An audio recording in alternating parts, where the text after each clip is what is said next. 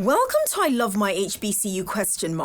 The podcast where we express our undeniable love for HBCUs, but where we are also not afraid to address a few tough questions. So, sit back, learn a little, love a lot, and rep your HBCU.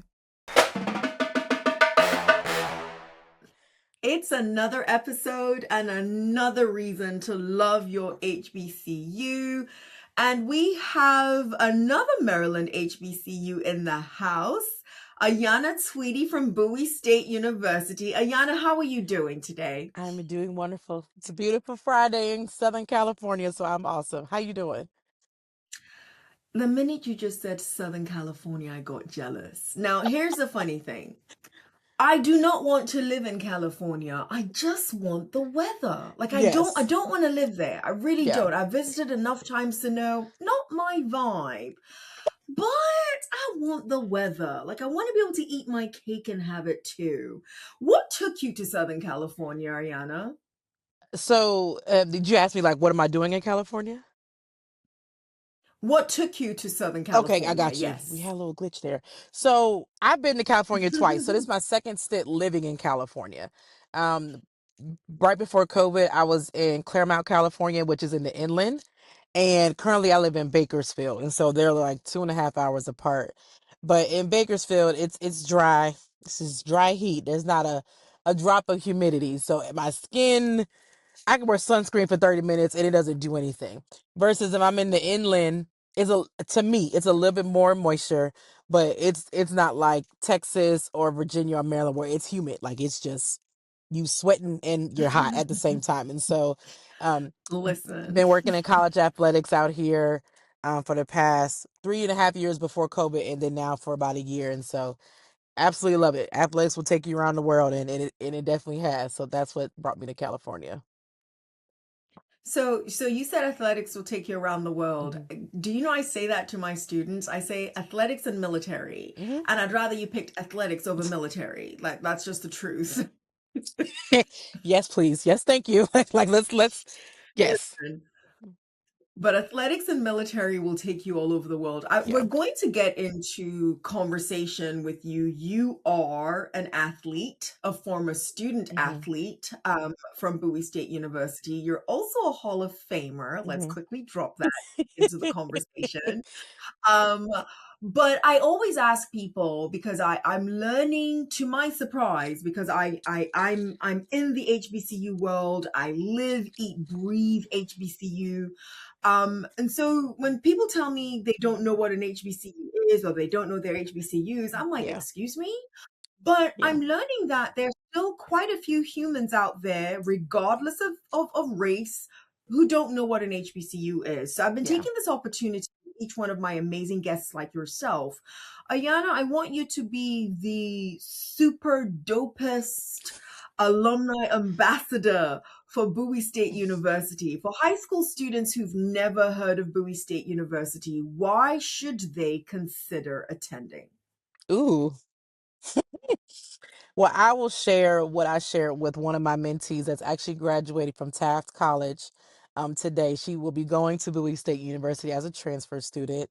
And she told me before we even met, she's like, Ayanna, I've been thinking about going to Bowie. And I said, well, why?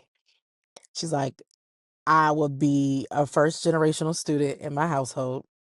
I wanted to leave California just to try something different, but I also wanted to be in a space where I see people that look like me and are organically black. Like blackness is not a thing. So where she comes from, and so she's like, I want to be in a space where I see students like me, faculty like me, but also embrace our culture and so go somewhere that is celebrated.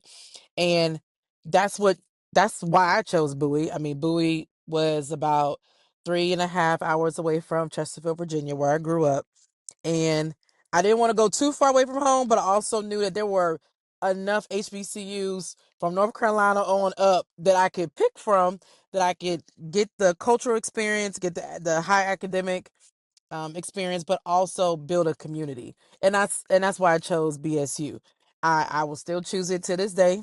And regardless of the issues that and challenges that every HBCU has experienced over the past 5 to 10 years, that is still my alma mater, and I would always choose Bowie. My family felt welcome there. I was able to grow up there, literally, figuratively, start my career in athletics there.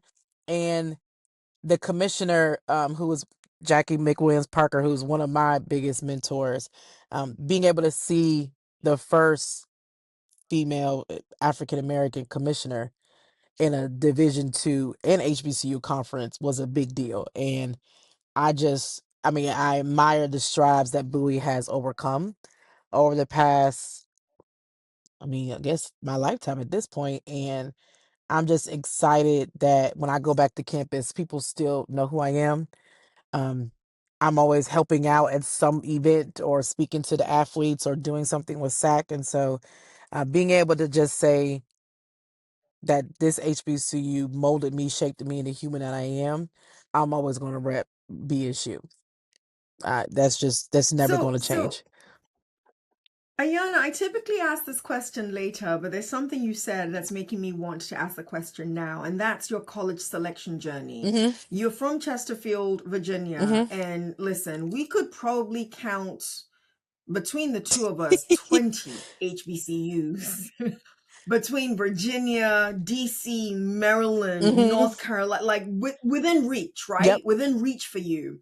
And if we can count 20 HBCUs, we can count, Lord have mercy, 45 just universities that you could have Absolutely. attended. Absolutely. Why beyond you gave distance, but I want to know how that selection came to be. Why Mm-hmm. specifically? Because if you're going to say Bowie, guess what? Coppin is also three and a Mm-hmm. half hours away from Mm-hmm. you. Mm-hmm. Morgan is also 3.5 hours away from you. Virginia State. Okay, so tell me what your college selection Yeah. journey was. So I was a two-sport athlete in high school. So I threw the shot put in discus and I played basketball. And I was playing basketball from 8 to 18. And so back in those days when Wow. it came to playing travel ball, AAU is what we call it, they were pushing. You got to get a D1 scholarship. You got to get a D2 scholarship. D3 schools, they don't got no money. You need to find a school that's going to give you Mm, the biggest scholarship. So in my head, I had D1 schools, D2 schools, and D3 schools, because D3 schools still gave academic money, and I knew I was smart. I might not have been able to pass them tests, them big tests that we had to do, but my GPA alone could get me in the room. And so I'm like, all there right, you go. I got Duke on here. Not now. I don't know why I put Duke on there, but Duke was under D1 schools. I had UNC. I had um, South Carolina State University. South Carolina State was on there. There was a school in a rural place in North Carolina, Olive College, something like that. Mount Olive, there you go. That they were on my list. And Bowie was not on my list at all. And one year, I think it was our sophomore year, we went on a HBCU tour with two of the local fraternity and sorority graduate chapters in Richmond. My mom threw me on the bus. I was gone for like a couple days, and Bowie State was one of the stops.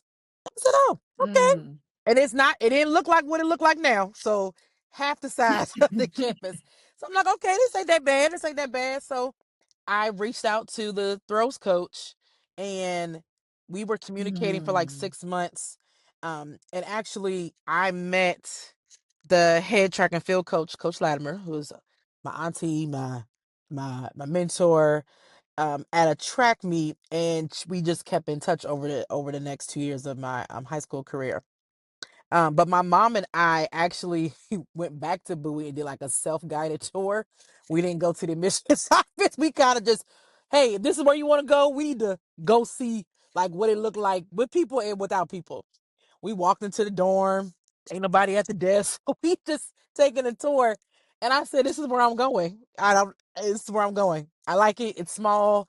That means that we had small classroom sizes. The faculty would know who I Yeah. am, and I would know who they are. And Yes. so out of Yes. all the schools that I had big dreams of going to, I actually had to own it at the moment. This is Ayanna. Like, what do you actually want to go to school for? I knew I wanted to go to school for education, Hmm. and I knew I wanted to still compete.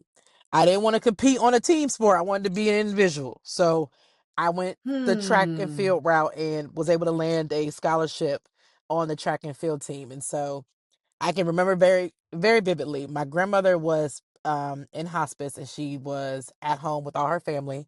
And I got when the moment she passed, I called my throwing coach, Coach Rod, and told him what happened. But in that same kind of time frame, he was like officially welcomed me into Bowie State family.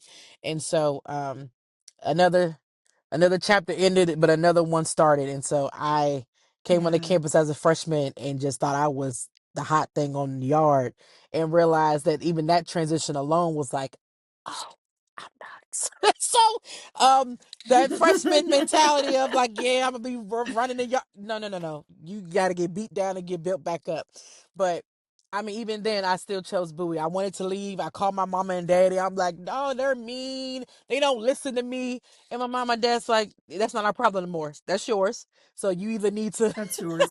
you need to listen to what they say, or you need to go work. Like you not Yeah. coming back home just to not do anything. And I thugged it out and had a great 4 years. But yeah, there were several other schools on those lists, and Bowie wasn't on the initial list until me and my mom went on that Yeah. tour, and we were like, okay, this is home. I there's so many things I appreciate about your college selection journey. I will consistently shout out every single human being behind those HBCU tours. Hmm. The amount of humans that I hear that if it wasn't for the HBCU tours, Hmm. they would not even know about some of the Absolutely. schools is insane. So Absolutely. shout out to all of the people, many of whom I found out recently just volunteered to do it. Absolutely. Yep. Shout out Yep. to all of them who do those HBCU tours. Something else that I heard in your story that I hope any incoming freshman, any high school senior who is thinking about which college to go to, something I heard you say is you wanted somewhere small, Hmm. somewhere intimate, Hmm. somewhere where people would know your name. People talk about that special sauce of Yeah. HBCUs, right?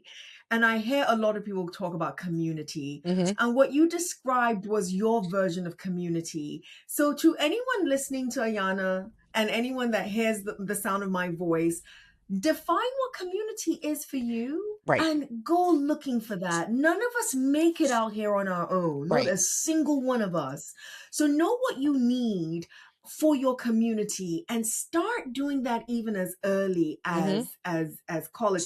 Don't be bossy like Ayanna though, because Ayanna was a little I bossy. You was. listened to her college selection. I'm glad she agreed. I'm I glad she was. agreed. I mean, people still talk about it to this day. Tweety, yeah, you were like that, but you were also very helpful. I was always an advocate for other people. You're not gonna talk to me or Yeah. anybody any old type of way. Like I was still that person, but I could have also toned it down just a tad, just a little bit. So even now, when I'm making decisions or I'm talking to folks, I'm like, the Tweety back in 2011 really just wants to like go there with you, but God has transformed her, and she cannot act like that. So um it definitely, it's funny to hear my old administrators talk about my transition to the chair, and they're like, yeah, this is the polished version, because 15 years ago this was not her. So I just think it's funny. But yeah, being an advocate for a student athlete experience, and knowing that we don't have to be the kings and queens on campus. And I know that may be a question that you may have, but Oh, I've it is. Oh, I'm going there. I'm.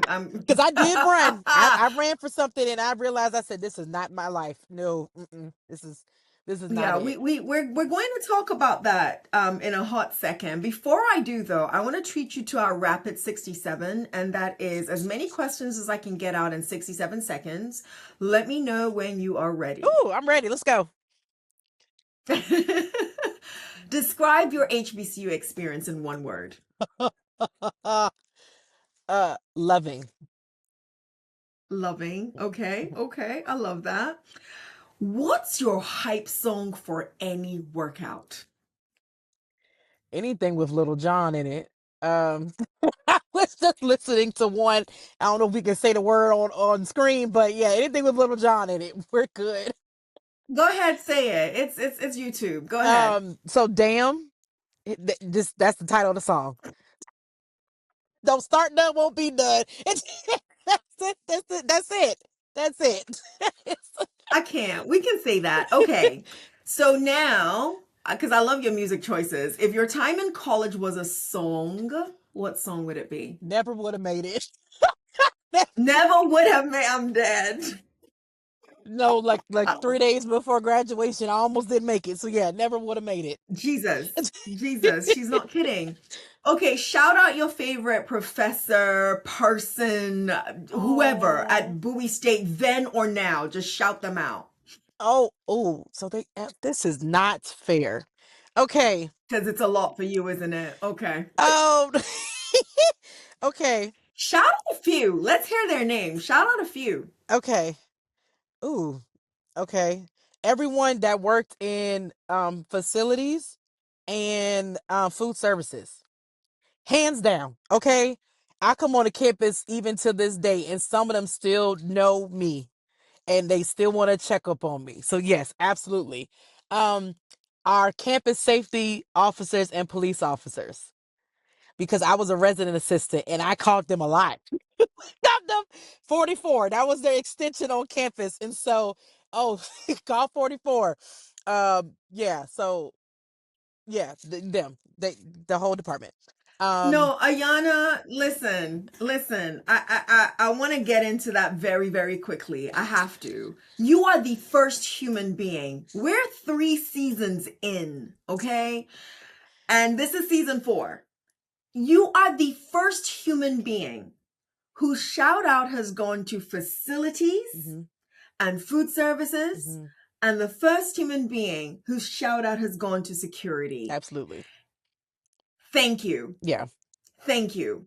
Because I don't hear anyone shouting that particular group Yep. out. Now, I know you were a student athlete, Mhm. and I was a student athlete for a split second. I wasn't that good. So I don't like to tell people that I was a student athlete. I'm nobody's Hall of Famer. None of that nonsense is happening with me. But I remember when everybody else would go home Mhm. and we still had track meets Yep. and we still had to be on campus training. Yep. Yes, everybody looks at it like, oh, the athletes always get this and the athletes always get that, but we're alone there Right. with our teammates, Right. and the people who are making sure we're okay are the people that you just shouted out. Yep. So that is why it means so much to me that you shouted them out. So Absolutely. thank you, thank you, thank you. No one ever Yeah. has. And I didn't realize how much that would hit me to hear, whoa, no one's ever shouted them Yeah. out. Um, And I need a correction. It was 40/40. Their extension was 40/40. 40, Campus 40. safety. It can't be 44. It can't be 44. But I was gonna let that sit. I was going to let that sit. That's okay. Okay, so I want to go several places with you, Ayana, because Mhm. you're one human being. Let me share with the audience, those listening, those watching. I met Ayana March of Mhm. 2026, and her entire energy force just drew me in. That I Mhm. told our outreach manager, we've got to have Ayana on the podcast. So I am grateful to you for making the time, Absolutely. and I appreciate you for being your entire self in this conversation, because you're the same person I met in March. Like, she's like, let's go there, let's go anywhere. Um, so the first place I want to go to is your opinion and reflection. And I Mhm. know this is your space of NIL deals with student athletes and so on and so forth. Number one, I know what it is, but I still learn that very many people don't know how simple NIL is. Yeah. So break that down. What is NIL for those who don't know? That's part one. Mhm. Part two, how do you feel as somebody who did not benefit from it Mhm. when you were a student athlete? You know where I'm going. Right. And what that means today for current student Yeah. athletes. So I'm not the expert, but when you're the AD, you kind of have to heal and go and kind of suck everything in at one time. And so NIL, Absolutely. name, image, and likeness. Every student athlete, potential student athlete, you are a walking billboard. You are a walking brand. So even before NIL, you had a platform of some fashion that you are representing, not just you, but your family and the people that you are running for, swimming for, jumping for, right? So Absolutely. when the lawsuit came out about the group of students fighting for, hey, the school is making money, X amount of money off of us. And all we get is some meal money, maybe a little laptop. for D1 schools, not the D2, D3 schools, but for the D1 space, like we get gear, right? Like we get the camaraderie and we get the fame, but it ain't real fame. Like where is the what kind of kickback do we get? And so that's kind of where that trickle came from. And so a lot of my teammates and former classmates like, well, we should have said something like, you're getting all this extra kickback from the state from an enrollment standpoint because athletics tends to be 30 to 40% of the campus. And the reason why people come to this college or university, but we don't get no benefit. You just get to use our name, image, and likeness. And so, ideally, that is what NIL means. For me, and I'm gonna be very honest, I personally cannot work at an institution where an 18, 19, 20, 21-year-old, sometimes 22, is making over Hmm. 100,000, let alone 2.5 million to Wow. be at a university to play the sport that they love when your admissions and academics and compliance officers are making a Mm. fraction of that. I will always be on that side. I can't. Me personally, Ayanna, not the athletic director, but Ayanna, I don't support that. And what most schools have done is just added more staff so it doesn't weigh on Yeah, one person, but that doesn't increase their pocket.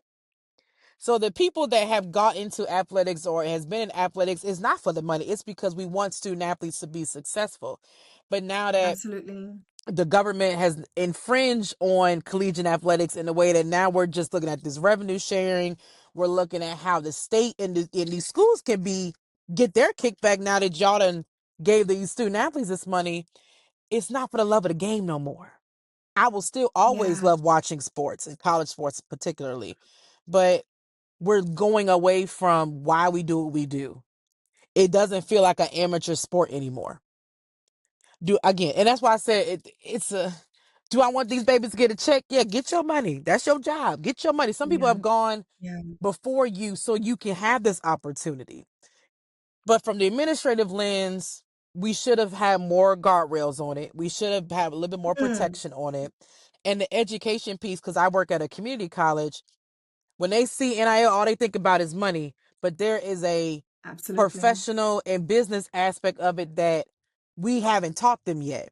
Some of these babies don't know what a bank account look like, haven't used a credit card, don't know how to write their name on a check, don't even know how to sign their name, like a signature, not a print, a signature. And so when you have to disclose to me as a freshman, hey, Miss Tweedy, Honda dealership down the street wants to partner and they want me to be a brand ambassador. I say, great. What are the terms and the conditions? What do you mean? Okay. How much are you Mm, getting paid a month? Oh, well, that's still being drawn up. Okay. Are you using the school logo? Or what are you wearing? Like but all those things still have to be disclosed to us because you can be with Honda one day and then the casino the next day, but we don't want you being a part of drugs, gambling, or alcohol.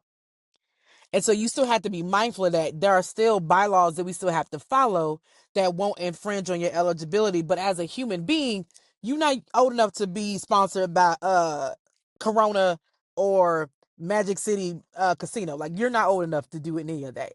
And so it has definitely been not just a learning curve for me, but the young people that I've spoken with, because when you come to my office and want to sign your name on a dotted line, that you have read the terms and conditions, you have somebody in your space or your home that has read these terms with you, and if you breach their contract, because it's not our contract, it's you and the business contract.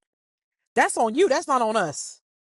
And I think that's the part where people just have jumped into it without fully educating these young people on the nuances and the business side of it. Because take away the D1 piece, you can find some resources on the D1 side that the D2 and D3 side don't always have. And some of these young people are coming from different economic backgrounds that do not foster the financial education. And so all you see is the dollar signs, but not understanding that if you break this contract, they can sue you or they can remove the funding from you. Like there's so many things that go into it that it's hard enough that some of these high schools have taken away financial literacy, home economics classes. Like they taking that away, Yeah. so they don't get it in the Yeah. high school. So they expected to get it in college. But unless you take They're a not getting class it in like that, college. you won't Yeah. you won't get that knowledge. So it's on us who are considered the aunties, the uncles, the distant family members while they're on campus. It's our job to do that. But now you adding another task to our ever-ending Of course. job description where it's like, Of yeah, we are course. wearing multiple hats. And so it's Absolutely. it's like a blessing and a curse, right? Like it's great that we've had this opportunity in great space for student athletes to earn something from their name, image, and likeness. But at Of the same course. time, we also need to be educating them on, before you sign this contract, this is the stuff that you need to be mindful of. Um, and just Do you think that, sorry. no, go No, ahead, no, go no, ahead. sorry. Go ahead. So, first of all, for the audience, this is a legitimate question to ask Ayanna, not just because she's a student athlete, but she is the outgoing athletic director at her community college that she mentioned earlier on. So there's a lot of there's a lot of expertise, even though she won't call herself an expert in this space, but she's had to be in this space Mm, and have conversations in this space quite a bit. Do you think there's going to be a pendulum swing when it mm, comes to these NIL deals? And it's based on what I just heard you say. I didn't even conceptualize the reality of that. But the minute you said it, then I have to think about the Flo Jays of the world, mm-hmm, right? mm-hmm. Who and those like her, not just her, but that's the name that quickly came to mind thanks to our segment producer who mentioned it earlier on. So I'm not hip; she's the one that's hip. But thanks to those like her, I can only imagine how much money they are able to bring in. Mm-hmm. And you just mentioned something that just jarred my senses. Imagine being at an institution where your star athlete Mm-hmm. is potentially a millionaire, right? Mm-hmm. Potentially. Mm-hmm. And the admissions director, if you're lucky, you might be making six figures. And I'm saying if you're lucky, I'm Right. being really kind there. Most, I'm sure, are not making that. So before they come at me, I Right. know, but yeah, Right. there's an imbalance there that just feels that we as an education system are accepting of the money and business side to be Mm, prioritized mm, over the academic side. I mm. know there's a lot of nuance that I'm not touching on. I'm fully aware of that, but just at surface level, that that looks as if that's what we're accepting. Mm, So I don't think it will ever go back to the they're not going to get paid off of it, because somebody's getting paid off of them. Let's be very clear. right. But do you think there's going to be a pendulum swing whereby we may need to consider more guardrails that you were mentioning were not put in place prior to just Mm-hmm. unleashing this Mm-hmm. opportunity, if you will? What are your thoughts on what that could look like Mm-hmm. and when you think it might occur? I feel like it's slowly happening now. And I say that to say, when we started this conversation of NIL, we knew that there was going to be a gender disparity, but also like um Hmm. maybe the gender disparity is not the word that I want. A equity lens on Hmm. the non-revenue sports will not be treated the same way as the revenue sports. Absolutely. There's been several Absolutely. conversations on that. And Oh, yes. light shining the I light thought about on, that. going back to gender. The the star top star on the softball team at a D1 school should also receive the same viewage, money, opportunities as the star football player. Hmm. But everybody's not getting the same check. Everybody's not getting the same Not at opportunity. all. And so even Not at if you all. use Don Stanley as an example, she was very much so advocate of everybody's going to get something. You might have only been a practice player, but you Hmm. are on the team. So you're going to get something. We're going to have a deal for the team. And so I've seen more deals for the whole team versus just one or two different people. Now, granted, the whole team might have got something, but then the starting five, they all got $1 million deals. Now, okay, so be it. I'm okay with that. But again, it it's never going to be taken away. Like you said, we're not going to end it. But I think we just need to be more mindful moving down the line as you see more and more schools, not just HBCUs, in financial debt. They're cutting Yeah. positions Yeah. because now we're saying, okay, now we're going to pay all these people, but we're also like, where's the other revenue coming from? So athletics Yeah. by itself has its own stream of revenue that's coming in. But how is the other side of the institution bringing revenue for the academia Absolutely. side? Absolutely. And Absolutely. I know, I mean, I haven't personally heard it, but I know there may be some faculty and staff that may be looking at these colleges like, huh, okay, these babies are getting the coin, but now the Spanish group that's on campus that want to take their students across the country or wanted to do some activities, are they also going to be funded just as much as athletics are funded? But then you talk about the donors and the alumni and finding ways of using giving days as an opportunity to fund these projects, but they're only going to fund them to where they want to go. Like I've been in those conversations too, where I was a 69 donor on the football team, or let's use baseball for an example, to break away from football. And the advancement department wants to infringe on that relationship, but that baseball player's like, no, no, no, no, no, my money's going to baseball. It's not going to Yeah. the science department. But the science department is where they need the money from, so they're trying to Is where the piggyback need on. is. Right. They're trying to piggyback on, well, what other things on campus would he want to give or they want to give to? Yeah. My Yeah. previous institution, it was very heavily in, we have a group of alums and donors we don't want athletics to touch because we don't want the donor to feel like athletics is impeding on their giving.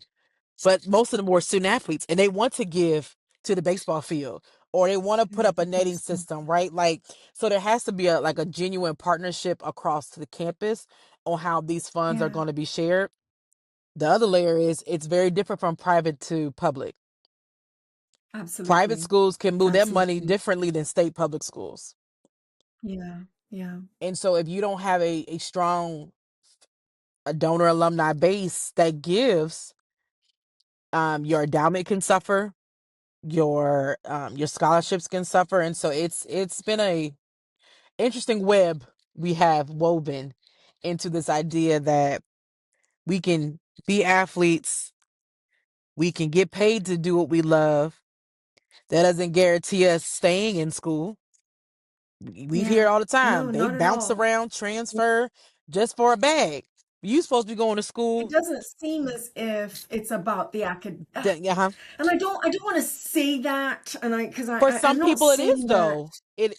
But for some people, Mhm. it has become less about going. It's become less about education Right, and more right. about business and sports, Mhm, and that's disheartening mhm, because the reality is without the educational platform, this is a mhm, statement I make all the time. mhm.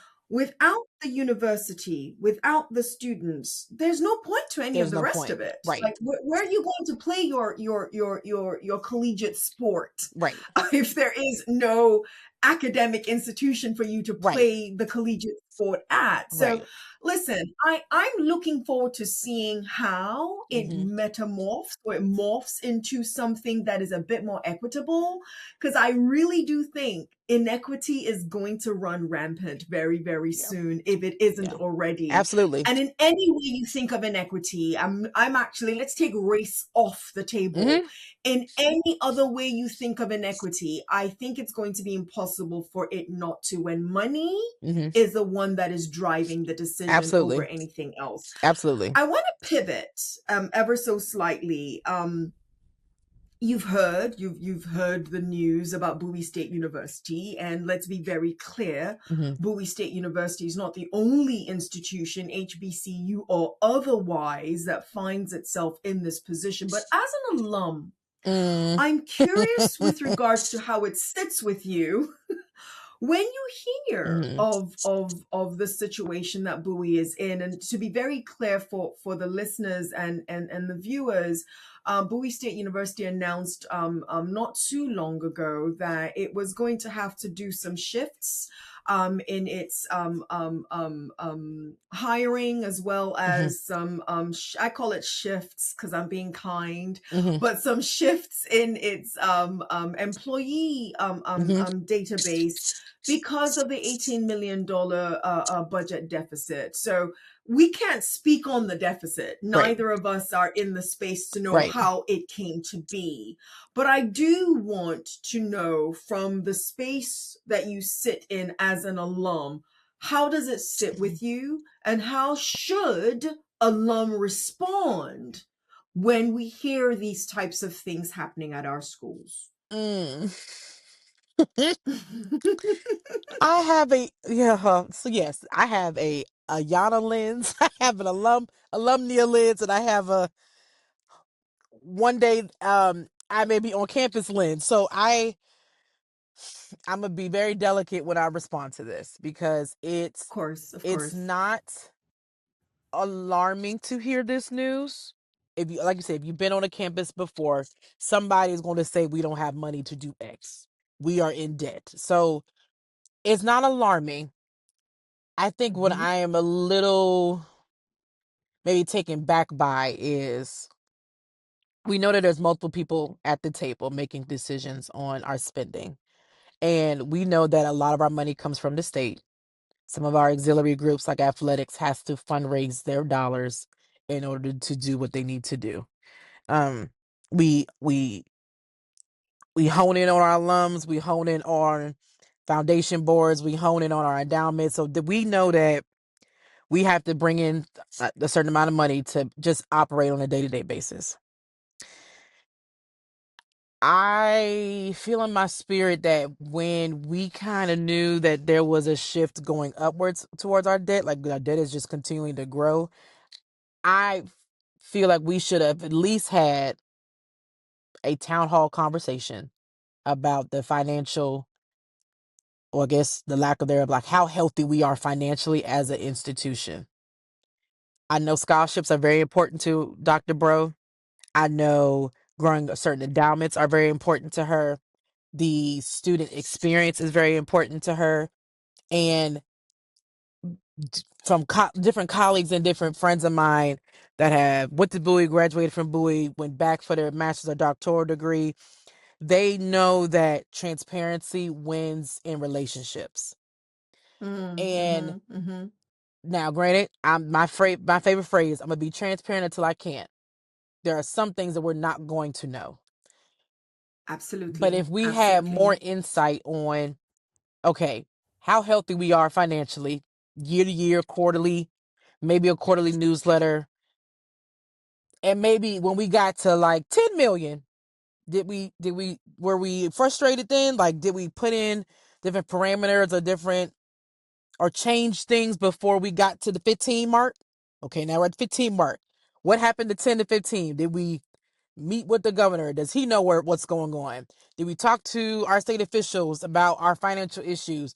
Because now we're at 18 million, and now it's like, well, why weren't we communicated with?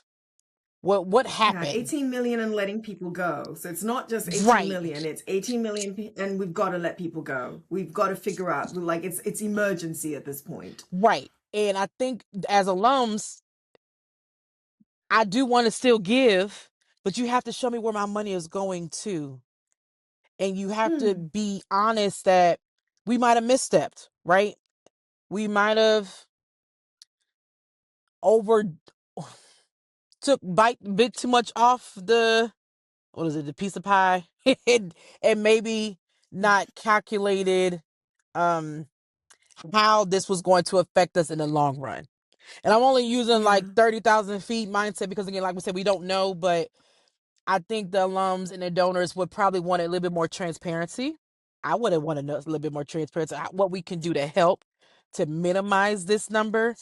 Because I know Yeah. we've implemented a lot of new programs, initiatives. We just built finished building of the beautiful MLK building. So a lot of this funding did come from different lawsuits and different grants that we received to make these the construction projects happen. But also in the same breath, be mindful that you still want to keep people engaged, and you want people to know that your money is going to these different pots to help us continue to grow these initiatives and these programs. But getting to the point where we have to cut staff or not fill positions because we're trying to help this deficit doesn't solve the whole problem. And so I think just, yeah, like I said, being more transparent and having more town hall meetings, being able to ask the tough questions in a space where people don't feel like we are being defensive or Mm, nervous, but mm, like it's a mm. part of conflict that we have to wrestle with. And Yeah, now that everyone yeah, knows, the biggest thing is like, okay, what are we going to do about it? We gotta give them an absolutely. answer. And Yeah, even for me, as I yeah, continue to give my time or funding, I want to know that we are continually to make sure the retention level is still high, but also the return on investment that my dollars is going into the projects, endowments that I would like to continue to see grow, and that it's still adding to the student experience. Um, I know people have made videos, reels about what this did happen overnight or the money is coming from somewhere. Like it's a lot, and I listen, save it, move it in the little part of my head that I will bring it up later. But I know we'll be resilient. I know we will get through this. I know we will get back on top. I know we will get to a space where we don't have to cut, so we can make sure that the overload, like not being in those positions, are going to overload somebody else. I want us to make sure we still do, like, absolutely. take care of the people that are doing the work now. But I think Yeah. we have to find some level of transparency that is comfortable, but also a little bit more open minded about how the community can help Bowie in this way without, I guess, making people worried and stressed that we're going in the opposite direction where we should be going.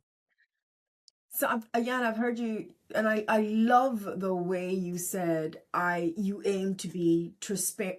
You aim to always be transparent until you no longer can Mhm. be. Mhm. And I think that is extremely important to hone in on, because a lot of us use the word be transparent. We want people to be transparent. You can be The truth is, Mhm. there's some things you actually, both legally and Correct. ethically, Correct. cannot be transparent Right. about. But what I also hear you saying in this particular conversation is there should have been more transparency with regards to how one gets from 0 to 18, as opposed to just the load of 8. Because it was a shocker to Right. most of us. Those of us who are not Bowie related in any way, we saw the number and we're like, wait, Bowie? Oh, and the reality is, even my own personal bank account, it doesn't get that sour that quick. It Right. doesn't happen overnight. It takes a couple of bad habits, before we get there, or a couple of oversights before we get there. That what I'm hearing you say is, especially as an alum, it would have been nice to know what the financial health of the Mhm. institution Mhm. was prior to this large number that just got dumped on everyone at the exact same time. Mhm. My hope is, because we all listen to presidents, but because I love to use the phrase that I'm steeped in the HBCU world, which I am. I pay attention to our HBCUs a lot, so I listen to a lot of our presidents, and I find that the ones who are able to maneuver through these types of challenges are the ones who are being transparent, Mhm. who are the ones who are having the town halls. I don't care how boring the students and the faculty might Right. find the town halls, they will have those town halls every single semester and report out to you, this is where we are, Mhm. so that it kind of also keeps them a little bit more accountable. So listen, I know there was something also about North Carolina A&T. Like I said, it's not unique to Bowie. Right. There's been a number of different things in the news, and I'm hoping our leadership hears the Ayanna Tweedies of the world. Forget Tosin, but they hear the Ayanna Tweedies of the world. Transparency, Yeah. giving us as members of this larger community of HBCUs, giving us these reports of financial health, Mm-hmm. it actually matters before we get to where we are. Mm-hmm. I want to end on something fun. Okay. Ayanna, you are a Hall of Famer at Bowie State University. For those of us like Chosen who will never be a Hall of Famer of anything, these are facts. Uh, can you please share with us what that feels like for you to be Mm-hmm. able to say that you are a Hall of Famer of your institution? Ooh. It was humbling. It was it was a shock at first because I was like, "What?" I could because I got injured my sophomore year, and my whole plateau just went down the toilet, and so like I had to find ways to still be impactful, but in a different way. And so man, I love the people that surrounded me, or who I guess I surrounded myself with in school, but even afterwards, the love, the compassion, the support that I got after I graduated has just been tremendous. And so to be nominated by Dr. Marie Brown, who is a staff member at Bowie State and who's also an alumna of Bowie State, I was in awe. And when I went to the induction ceremony last year, I can just like feel my dad's presence around me still. I was surrounded by my great aunts, my mom, my bonus dad. It was like, this was it was a moment. It was definitely a moment. And so I'm grateful that now serving on a committee that brings in more future Hall of Famers is it's been wonderful. And being able to induct our first female bowler into the Hall of Fame family this year has been will be an amazing, wonderful ceremony at the end of the month. And so I am, yeah, I am I'm thrilled. I'm exceptionally thrilled. My teammate who was a jumper, she's also being inducted as well. So Kendall and Shayla, I am shouting y'all out.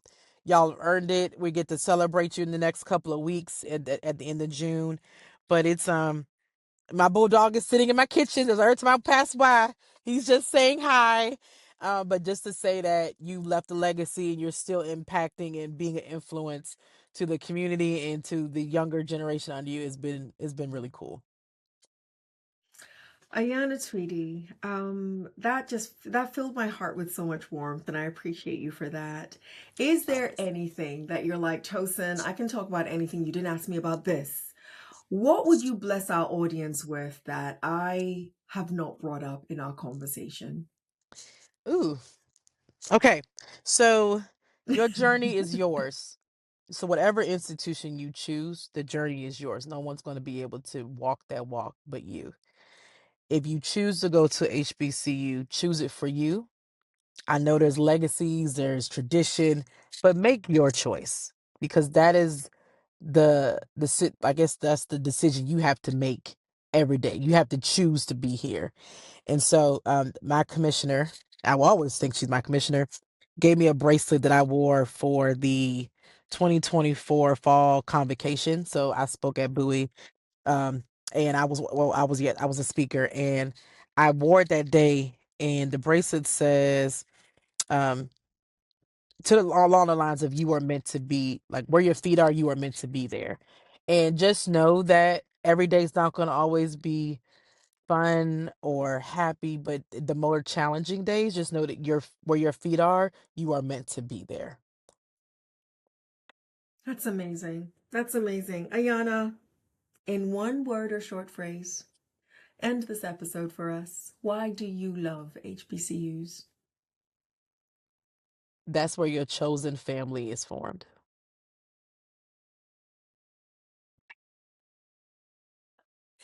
That is where you get to choose who is in your family. If you have not had Ayanna Tweedy facilitate a workshop for you, this is a public service announcement. that she should be your next speaker. She should be your next facilitator. What We you've love a got plug. is no, it's the truth. You've got a tiny little what's it called? A preview into how much she feeds into people Mm, when they are in the same space with her, and how honest she will choose to be.